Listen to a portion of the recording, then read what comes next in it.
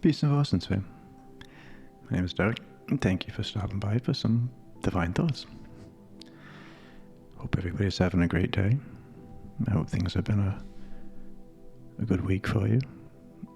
I'm sure that you definitely came through some difficult times like the rest of us. But hopefully after a little discussion and a little bit of time together, we can work on things. We can find better routes, better ideas, and better ways for us to manage our life and to manage the situations that we can't control. Because we can't control every situation, we can only control the reaction. Thank you. Why don't we all just take a few deep breaths if we get to just relax a little bit. Try to unwind our mind and take a few minutes to love ourselves. So we'll start in with a nice deep breath into that double inhale. And then when we're at the peak of our inhale a little bit more.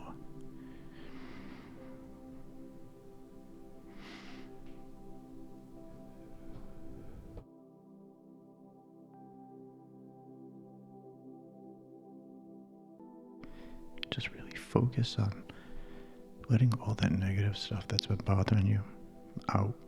Just let it all out.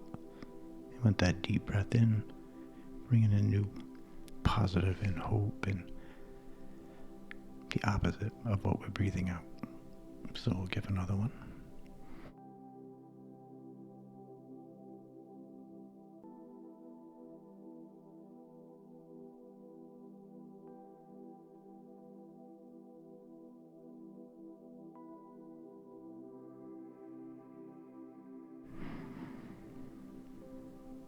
I'll do one more. I like to do things in numbers of threes.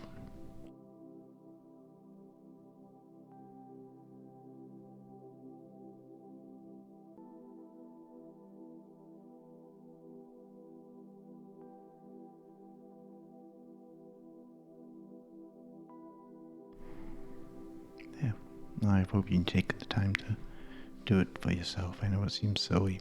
I know when I first started hearing about breathing, meditation and breathing, just watch my breathing. Okay, watch my breathing. If I didn't believe in it and do it and know that it works, I would not recommend or suggest it. Because that's basically what I am doing, is just making suggestions. Like, there are some things that are truths, but there are some things that are more individual. The way we go about doing things, the way we all react to things. Some people have anger issues. I don't have as much anger issues. So the way I react to things is different than others. So hopefully we can go through some different methods of dealing with these things. Because I'm sure you've had a hard week on yourself. I know I have. I personally mask. I mask a lot of things. I became an ADHD kid at a very, very young age. So a lot of doctors and a lot of teachers and a lot of just everybody being said, what's wrong with you? What's wrong with you? And knowing that I'm different than everybody else. So that definitely impacted the way I grew up, the way I feel, the way I still feel now. Because I see myself a different way. And I'm trying to re-see myself in a different way. And I'm sure a bunch of you are dealing with the same. But I was always told what's wrong with him, so I knew there was something different. So having to deal with that, hey, I'm different. I am different. My brain doesn't work different. I don't see things different. I see things differently. I think things differently. My brain is constantly going. There's no silence. There's no peace. And when I found out other people don't live like this, it's like, wow. So that really bothered me for years and years, because I just wanted to be what I thought to be normal. And eventually I found it's a beautiful curse. It's a perfect design. I'm supposed to have this quote-unquote issue or problem. I'm supposed to be different, so I embrace that. Just like you, I'm sure there is something about you that makes you unique that somebody else might label as a problem. But it's your superpower. There's something with that, for the most part, that makes you a little bit different. It makes you a little bit better at something else. Probably because you also had to mask. Or you had to, better word, pretend. Be an imposter. I was seeing something that's called imposter syndrome. I'm not going to go through it all right now because I didn't put all the notes, but I know there was 5 different ones. One in particular was called the perfectionist, who will do just about everything perfect, but beat themselves up over that one mistake that they had made. And I know that sounds like a lot of us. The one I identified with was the Superman, who feels he needs to do everything and will hold himself at a higher standard than I hold others. I was having this conversation with the barber last week about that, and how if she was to mess up my hair, did something wrong or whatnot, I would be so willing to forgive her. I'd say she messed up the beard or whatnot, it went a little too low and I had to wait a week or two for it to grow back in. I would forgive her so quickly, and I would feel bad if she felt bad. But now if it was myself that messed up my own beard, ooh, man, I would not forgive myself for at least 3 days. At least 3 days. I probably wouldn't look at myself when I brush my teeth in the mirror. I have my own little issues with that. I don't like to look at mirrors or see myself, so this is kind of difficult doing these videos because it's very difficult for me to be looking at myself at all times. But yeah, I wouldn't forgive myself, and I'm sure you identify with that as well too. We want to please. We want to please everybody else but ourselves, it seems. We always put ourselves, almost always, we put ourselves last, or second, or whatever it is. And then we're frustrated and disappointed that it's just not going the way it is. My life isn't the way it is. And then we get more frustrated with ourselves. Or we get frustrated with a God. We say God's turned his back on us, or why has this all happened to me? My life is... Now, by doing that, first off, you're telling yourself that that's the kind of life that you live and you're powerless. Powerless to change, and it's always going to be the same. And that's not... We're not going to do that. We're going to be positive. So we're going to know that things can change. And it's not that God has turned his back on us. It's that we think that we're in control of everything and that we're going to make it happen. And we felt that way our whole life. You know, we're told that we got to do this and that to make everything happen. We got to be the master of our destiny, or no one's going to do it for you, which no one is going to do it for you. But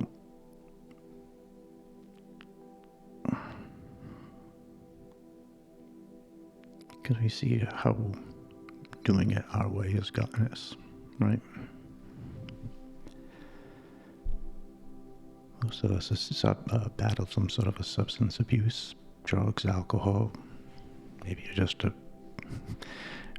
a sex addict. Maybe you spend 3 hours in the gym 5 days a week. Maybe you're addicted to tattoos. Maybe you love fast cars, the adrenaline junkie. There's something that we're just trying to fill. And we're seeking something outside to try to fix that inside. What's going to fix our inside is us. And that's where it becomes difficult and scary. We gotta begin to heal. And the healing part's the tough part. Because you gotta go back and really take a look at yourself. Like, why do we'll just use a perfect example. Why do I need these fancy clothes? Why do I need...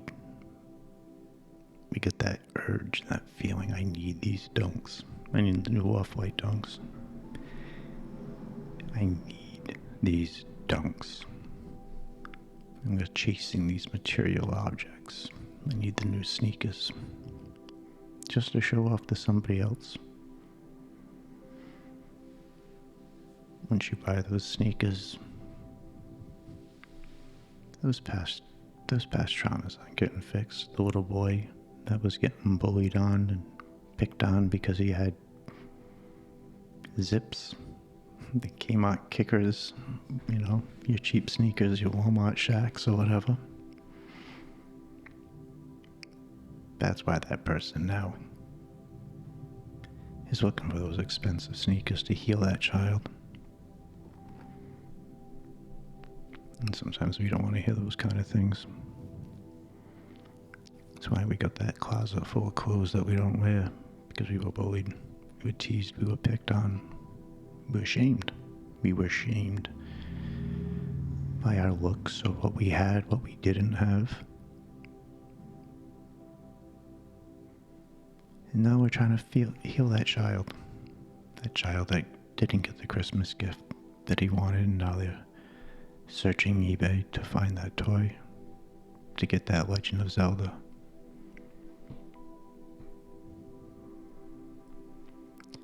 And when they get that toy, it's still not going to heal them. You can have a whole room full of all those toys you didn't get. All them sneakers you didn't get. It's still empty inside. That child is still hurt. What we have to do is you have to heal that child. You have to help that child heal. Because that young child hasn't healed yet. You're still carrying around that shame. There's still some shame and pain that I carry. I have worked through most of it. But I'm still in human form, so I get human thinking as well too sometimes. I get caught up in anger, or I'll get caught up in my own depression, or I'll get anxiety about something that I think I can change, that I can't change. I can't change the way you think. I can't change the way my girlfriend sees something. I can't make somebody else believe the same spiritual beliefs that I believe.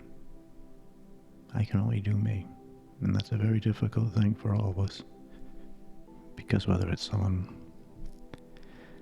is our family members, you know, our mother, our father, our child, our significant other, our best friends, not everybody is going to think like us. And it's difficult. It's difficult when you start changing and working on change, and you get mocked, teased. Oh, you one of those crystal guys or something now? Oh, yeah, I am. I find peace with that. I'm starting to find the understandings and the meanings of things.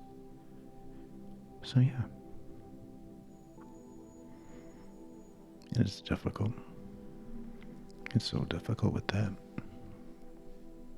Because a lot of this is, I don't know, you're going against what everybody else is doing. It's unique. It's that black sheep that I had spoke about before. It's not the disgrace, it's just the person that's not going with what everybody else is told to believe. And you're seeking your own. our own truths on the journey of life, because we're all on our own journey with a different baggage. There are some of the big, major paved roads that everybody travels. But those roads are paved by fools. And that's why it's so clean. The path that doesn't have as many footsteps, the one that scares us, that's the one.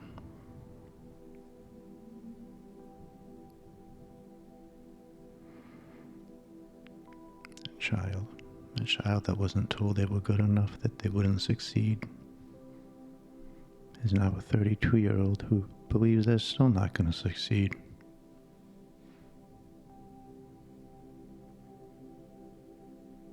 Allow that child to heal.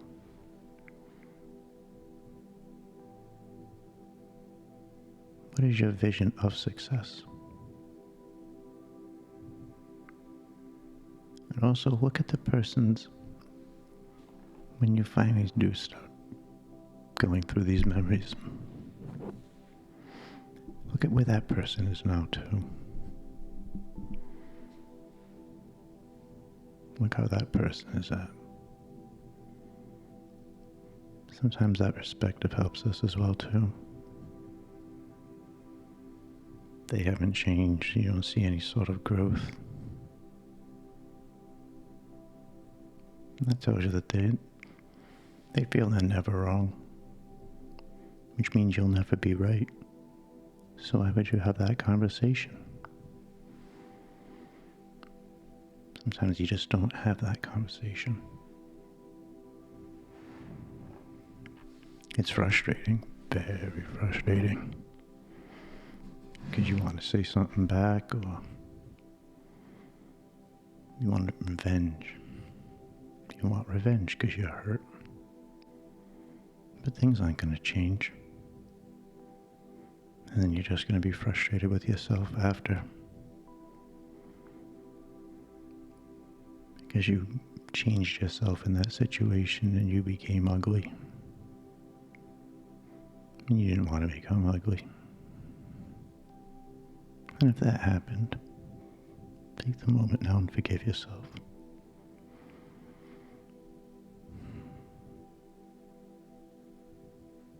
That's what I was just doing, forgiving myself. Because I fall guilty. I fall too.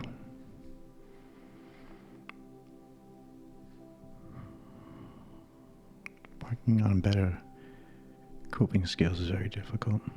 Because it was so ingrained into them. It's so difficult just to not respond. To not keep that argument going. To not make the unnecessary comment to somebody.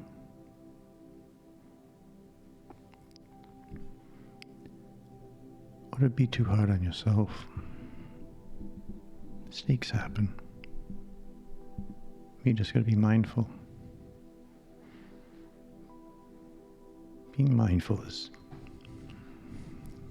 a huge blessing that we all overlook. Being observant of our feelings, noticing ourselves falling into these same patterns, whether it be anger, depression, rage. In the moment, noticing it. Wait. Okay. I see it. I was just getting ready to say something negative back. I'm gonna walk away. Something happens. Getting ready to get in your feelings. Getting ready to tell yourself how worthless you are. Wait. No, that's not me. Those negative thoughts aren't mine. That almost self-sabotaging voice or thought that we get saying you're not good enough. You can't do that. Nobody's gonna watch it. You're gonna make a video, no one's gonna watch it. Are you gonna sing a song for nobody to listen? Cook some food for nobody to eat? And then we start to believe that lie, and that lie becomes truth. And then a mistake happens. And we get too scared to try it again. I tried it once, I'm not gonna do it again. I'm not gonna lie, that bothered me. Oh my god, no one's gonna watch these videos. And I still don't think a lot of people are gonna watch these videos. But if I'm able to help a few handful, and if I'm able to help this person that I'm looking at right now on the screen, then it's all worth it. Because that's success to me. I care about money just to pay my bills. I don't care about having a big house. Not at all. When I hear from some of you guys about something that I said that made you rethink something, that you've been able to take a little gem I dropped, and you're able to pick it up, and it benefited you, and it made your soul richer, made the situation better, that now you're able to do on your own. Man, I'm blessed and thankful for that. I'm thankful for that opportunity. I just want us all to be able to try to be better. But not everybody wants to be better, and that's something that's very difficult for us to. We just want someone to get better. I just wish you would. Well, I just wish you would. I wish he would. Well, I told you this is what you need to do to get better. I wish you would. We can't do that. We can't do that. And I'm sorry if you were the person that somebody's saying that to, because that is very difficult. This journey of life is a journey. It's a marathon. It's not a sprint. So there is always time. But it is nice to put a little extra pep in your step. Start doing the things that you're scared of. That doesn't feel normal. Take that chance. Try some of these weird ideas. Be open-minded just to the thought of it. I'm not saying you have to do it, but just think about some of the things I say, or some of the experiences that I'll share.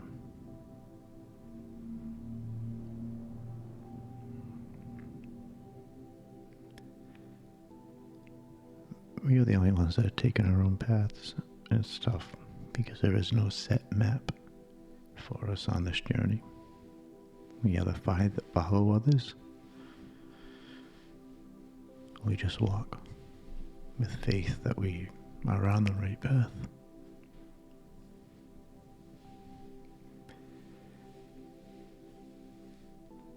I'm pretty sure I'm on the right path. And I just want to point it out. Hey, over here.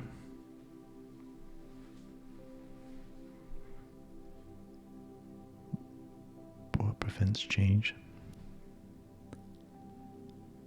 You don't want to walk a different path because you see people in front of you. You see people behind you. Now this is the right path. Everybody's on this path. There's so many people fighting with stuff and losing to their own inner demons, losing to themselves, being defeated by themselves.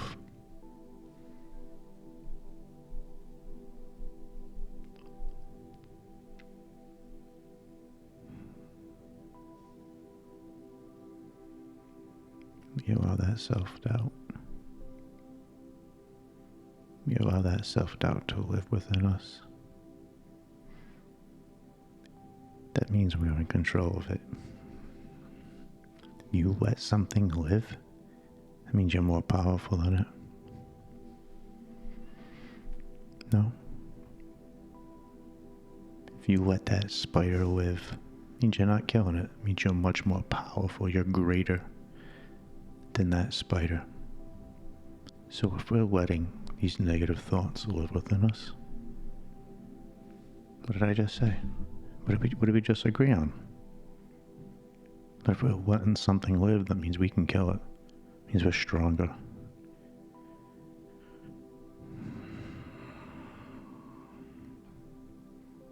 Right? That only makes sense. That only makes sense.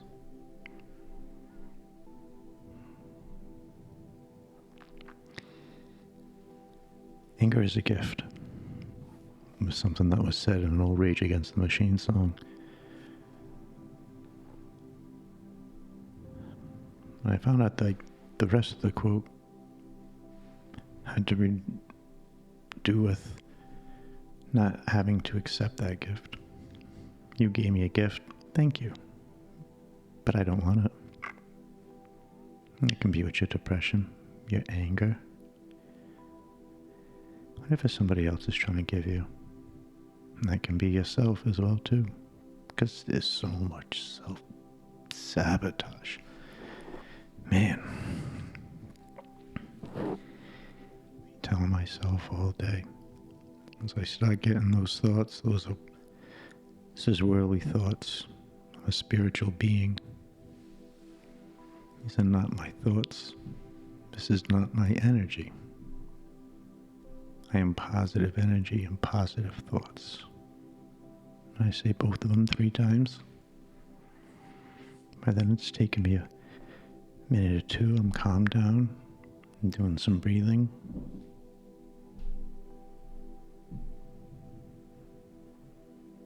And it gets better. You just need to be mindful. Once we see that happening, try to grasp it then. Try to grab it. Go for a walk. Get a smile. And laughter. Laughter is huge. If you can't smile, repeat 3C over and over. 3C, C3. Pronunciate the words. It will mimic a smile on your face, which will then make the brain produce some happy juices. At the beginning, I used to put rubber bands around my wrist. At the beginning, when I was quitting drugs and alcohol, and I would snap them. You snap it 3 times, and it triggers you, shocks the brain, and whatever your little thoughts that you were having at that moment kind of stop. You do it when you have cravings. You really want that drink or that drug. You snap it a few times, and your brain, it's not there anymore. So maybe if that could help somebody as well too, try an elastic. You feel you're getting a lot of panic attacks, slap one on. Give yourself a few slaps with it. Once you start getting that tight chest.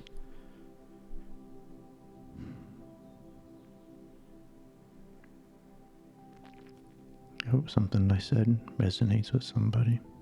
I hope it at least made you feel a little bit better, even if you just feel,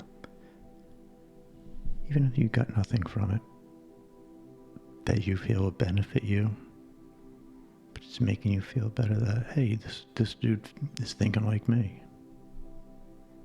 Good. I don't want you to feel alone. I don't want anyone to feel they're alone, feel they're different, feel things can't happen. Hopeless. I don't want anyone to feel hopeless. You willing to want to try to learn? I'm willing to keep trying to teach these videos. I don't want to put them out until nobody wants to so nobody cares. I say that now, but I'll still make them for me. Shoot. Because I know I need to get better. I appreciate you all. Appreciate you stopping in on your journey, taking the time. And until then, stay blessed.